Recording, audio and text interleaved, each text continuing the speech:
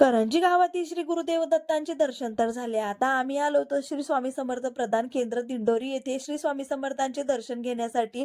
तर सगळ्यात आधी आलो आणि पाय धुवून घेतले. या मंदिरात मी पहिल्यांदाच आली आहे. याच्या आधी खूप इच्छा होती येण्याची आणि खूप ऐकलेलं होतं मी मंदिराचं. तर म्हटलं स्वामींनी यावेळेस माझी ती इच्छा पण पूर्ण केली. सगळ्यात आधी आलो आणि जो होम पेटलेला होता बाहेर, तिथे स्वामींचा फोटो होता, तिथले दर्शन घेतले. औदुंबराच्या प्रदक्षिणा घालून घेतलेल्या. आतमध्ये गेलो, स्वामींचं दर्शन घेतलं आणि तिथे बसलो आणि स्वामींच्या नावाचा जप केला आणि विष्णू सहस्त्रनाम स्तोत्र चालू होता, तो पण ऐकला आम्ही.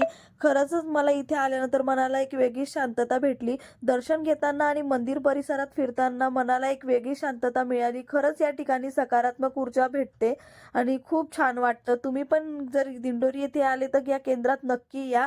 म्हटलं आता केंद्रात आलो आहे तर काहीतरी सोबत घेऊन जाऊया. स्वामींचा फोटो तर आहे माझ्या घरी, तर मी इथून छोटा तांब्याचा लोटा घेतलेला. पुन्हा भेटूया नेक्स्ट ब्लॉगमध्ये. श्री स्वामी समर्थ.